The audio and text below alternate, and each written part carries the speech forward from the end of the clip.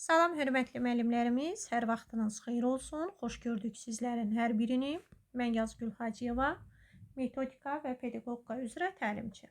Nəzərinizə çatdırmış olum ki, artıq bizim YouTube kanalımız vasitəsilə sizlər üçün davamlı şəkildə qəbul tipli situasiya sualları təqdim edilir. Hal-hazırda növbəti situasiya sualının təqdimatına nəzər salağım.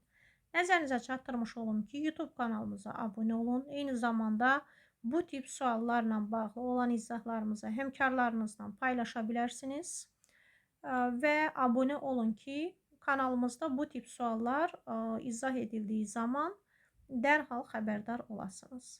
Gəlin, hal-hazırda mənim təqdimatımda növbəti situasiya test tapşırığının izahına nəzər salağım. Sualda qeyd olunur ki, dərs başlayır, müəllim artıq mövzu izahına keçir. Bu zaman bir şagird tələsik şəkildə sinifə daxil olur. O icazə almadan yerinə oturur. Dərs vəsaitlərini səliqəsiz şəkildə masanın üzərinə qoyur. Müəllim dərsin axarının pozulduğunu hiss edərək əsəbləşir və sinif qarşısında sərt tonla deyir: "Bu artıq neçənci dəfədir ki, dərsə gecikirsən. Belə münasibətlə dərsə gəlməyin heç bir faydası yoxdur." Şagird başını aşağı salır, dərs boyu danışmır və fəaliyyətə qatılmır. Digər şagirdlər də müəllimin bu reaksiyasından sonra sakitləşir. Amma dərsdə gərginlik hiss olunur. Bu situasiyada müəllimin davranışı ilə bağlı ən uyğun pedaqoji qiymətləndirmə hansıdır? Deməli, müəllimlər, ümumiyyətlə situasiya sualımıza nəzər salsaq, qeyd etdiyimiz kimi, burada müşahidə edirik ki, deməli, dərs başlayıbdır. Müəllim dərs izah edirmiş. Şagirdlərdən biri bir şagird dərsə tələsik şəkildə daxil olur, icazə almadan yerində oturur. Səliqəsiz şəkildə masanın üzərinə də vəsaitlərini çıxarıb qoyur. Müəllim isə əsəbləşibdir şagirdə, sərt tonla həmin şagirdə qarşı deyir ki, neçənci dəfədir ki, gecikirsən. Dərsə gəlməyinin heç bir faydası yoxdur bu şəkildə gəlməyin. Şagird başını aşağı salıbdır, dərs boyu ümumiyyətlə danışmır və heç bir fəaliyyətə qatılmır. Şagirdlər sakitləşirlər, amma dərsdə gərginlik var. Bizə də deyir ki, ən uyğun pedaqoji qiymətləndirmə. Yəni, burada ən uyğun variant hansıdır? Verilmiş situasiyada müəllimin davranışı ilə bağlı. Gəlin, nəzər yetirmiş olaq. Ümumiyyətlə, bu mövzu sinifin idarə edilmə mövzusu ilə əlaqəli təşkil etmiş olur. Ona görə də biz sinifin idarə edilməsi mövzusu ilə tanış olduqdan sonra bu situasiyanı rahat şəkildə də cavablandırmış oluruq. Gəlin, baxaq.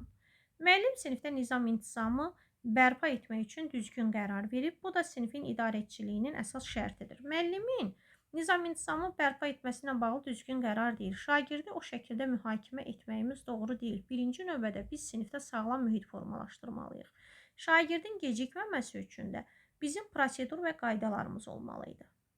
Belə deyir, müəllim intizam pozuntusuna dərhal reaksiya veribdir, lakin emosional tənzimləmə və şagirdin psixoloji vəziyyətini nəzərə almayıb. Bəli, müəllim öz emosiyalarını idarə etməyib.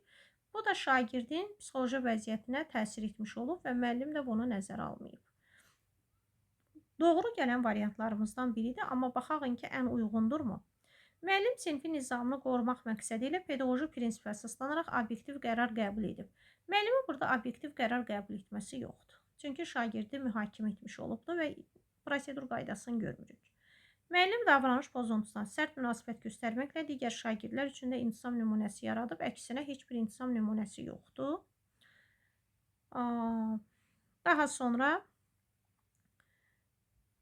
müəllim, C-ni oxumamışam, oxudum, qərar qəbul edilib deyir, əksinə edilməyib, C-də səhvdir. Y-də deyir, müəllim dərsdə qaydalara ciddi əməl olunmasına təmin edərək öyrənmə mühitini qorumuşdur. Qaydaya əməl edilmə yoxdur, çünki şagirdlər mühakimə edilib və müəllimin heç bir prosedur qaydasından xəbər yoxdur ki, müəllim burada şagirdlərlə bir yerdə qərar, prosedur və hansı ki, qayda qoymuş olsun. Müəllimin proseduru və qaydası olmalıydı. Ona görə də müəllim qayda pozuntusuna dərhal reaksiya verərək emosional idarə etmə və empatiya bacarığını nümayiş etdirməmiş olubdur.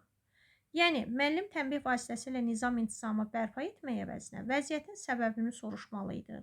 Şagirdin hiss və motivasiyasını nəzərə almalıydıq.